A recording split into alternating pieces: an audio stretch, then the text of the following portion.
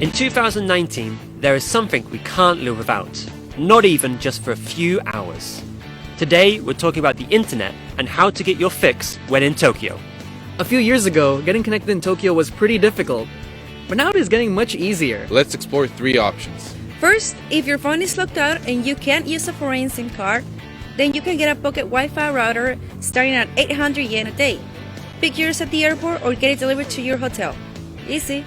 Second, if your phone is unlocked, then you can get a travel SIM card at the airport or at major electrical stores across the city. There is also a wide variation of plans and prices. Perfect.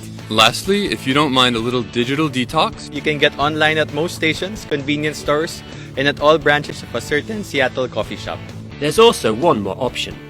Internet cafes in Japan are a little different, but not to mention, very quiet. This is because they double up as manga libraries.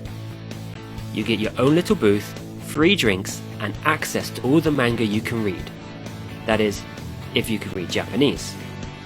But the best thing about these places is that you can sleep here. So if you miss your last train or just need somewhere to nap for a few hours, then you can grab a flat booth or a reclining seat and catch some rest. We hope that helps you get connected. And don't forget, you can connect with us at lifeplus.com, sign up and ask us any of your Japanese questions. And a special mention to our sponsor, Nomi Japan, $2 Japanese goods in Singapore.